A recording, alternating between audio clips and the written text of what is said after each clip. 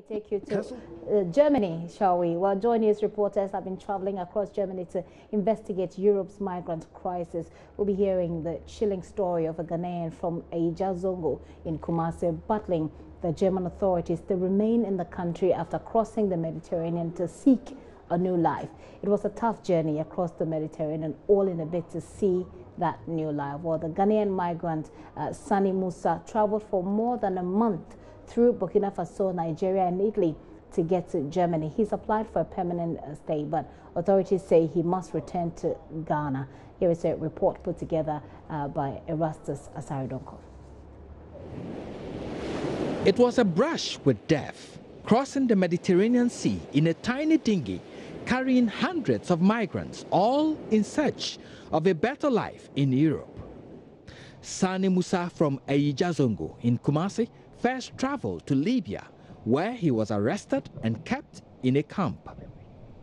He will be killed if he failed to pay some amount of money. After you reach Libya, they will kidnap you for inside one small room. You call house, bring money before they will leave you. So if you not get money, they will kill you.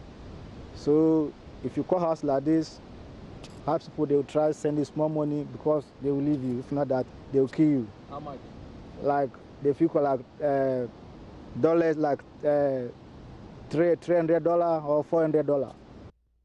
Sani Musa struggled and managed to get to Italy and now Germany. We met him in the German city of Cologne, close to the Rhine River. My boat, we are about 300 people, but only few survive. Like 100 and something survive, So they died? Yeah. How did they die? Because, you reach some place, there's no food, When they see, maybe if you see another boat, you need the boat, when you reach some place, the boat spoiled. So now you need rescue. So we call Italy rescue. That's the problem. So after they come, so people are rushing.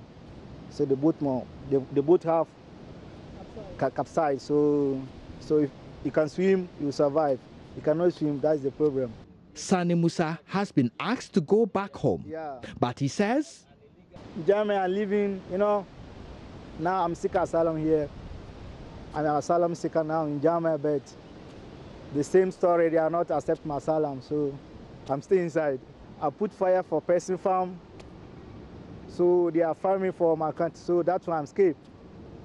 His story is not any different from that of Nigerian Mustafa Ali. He too lived in Libya until the war in that country. Mustafa too had to cross the Mediterranean Sea with his wife. It's a story that will remain etched on his mind for a long time. In our boat, 4 people died in our boat. How do they die? No food. Maybe some, before they come to board, are sick. From Libya, they suffer. So, and some drink water. So, which water? In the sea. The stories of these 2 migrants mirror the major struggle of Africans to seek greener pastures in Europe. In Germany, thousands of Africans are still in a queue awaiting an opportunity to become citizens or permanent residents. Now they are deciding to take me back. Because of that, the document they give me, they cancel it, They cancel my document, how to leave, you see, they cancel it. No option, but, I'm inside now. Yeah, I need to get my life now, to get my life in here. So I think it'll be better for me. Reporting for JoyNews, Erastus Asaridonko, Bonn, Germany. Well, what Erastus forgot to add was Bogawan. Bogawan is in the studio with me, with the freshest boga. You're welcome, Erastus. Boga with ice. Yes, it's so refreshing to see you. Well, Yeah. just in case you've just been hearing you've been hearing a lot of his voice, if you've not been watching Joy News. Here is the man, Erastus, right here in the studio with me talking migrant crisis in Germany. Let's look at these two characters that you had in your story. This gentleman, the Ghanaian, for instance, says that he has no option. He shows you his paper, his documents has been cancelled. So how does he survive? How is he living in Germany without documents? Well, he didn't want to say that on camera. Okay. But afterwards, we had a chat, and he was telling me, well, I jump from friends to friends. I use friends' papers to work, and I generate some income. So I was asking him, do you send money home? He said, yes, I send money home. So now the government says, go back. Are you going back? He said, no way. I'm staying here. How would you survive? He said, well, I'll be here and I'll survive. How did you find him? Well, we had partners. The Deutsche Welle TV guys looked around, got us some people to talk to. Okay. Mind you, these are not the only people we are talking about. Germany has a lot on its hands right now. We have migrants coming in from Syria, from Afghanistan, from Iraq, Iran, and other areas. And then on top of that, we have our own people, Nigerians, Ghanaians, who thousands of them who are seeking asylum, sometimes with very flimsy excuses. With the one he gave, for example, he bent somebody's farm in the northern region. That's the example, the reason he gave for which exactly, he's seeking asylum. For which he's seeking asylum. So he's being hounded here, and he needed to find a safe haven. But it was rejected anyway.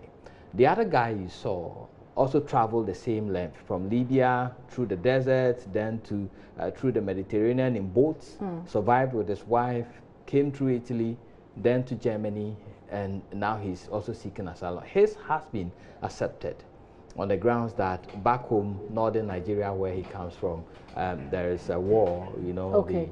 the Boko Haram and its effects, and so they granted him asylum, they granted him stay. But there are lots of these people who are coming in day by day. In Bonn alone, we have 3,000 of these refugees who are currently in Bonn, and they are being integrated into the German society. How are they doing this? How are they integrating them into the German society? Because it won't be easy. First of all, Germany has received some criticism for how it's opened the door. Some people have seen that as a humanitarian gesture, but some people think that you're opening yourself up to unnecessary attacks and bringing all sorts of people into. How are they integrating them into the system? Well, we had a lengthy interview with the mayor of Bonn, and we asked the same question about threats, about risks in a global terrorism stage. And what he was saying is that, well, they wouldn't say that they can limit the terrorist acts that are going on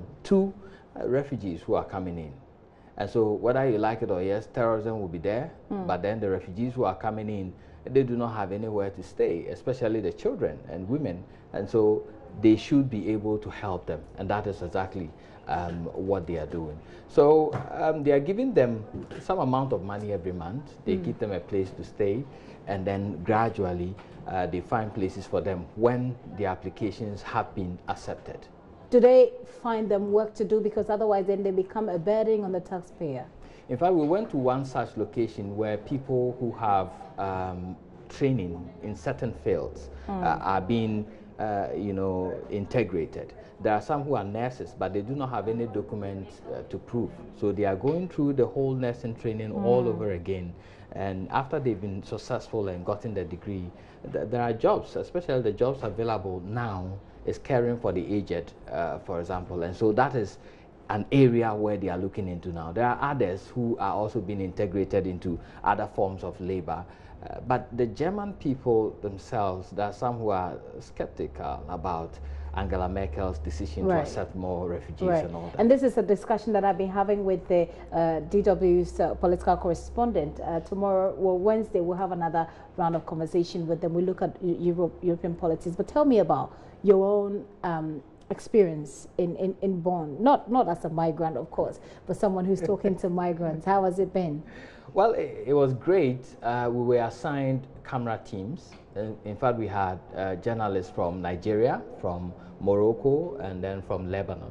And so we assigned camera teams. We had one camera team from DW, And so we're moving with them. We've been assigned certain roles, certain areas that we are interviewing, and at the end of the day, we pool all these materials together. We discuss on how to move them forward in a storyline.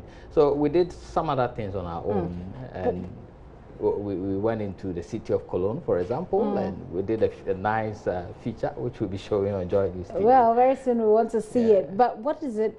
What's the aim? What do they want to achieve with all of these stories that you're telling about the migrant crisis in Germany? Well, they want to put issues concerning the migrant situation into perspective. You are back home, you're watching, you're reading it on the internet.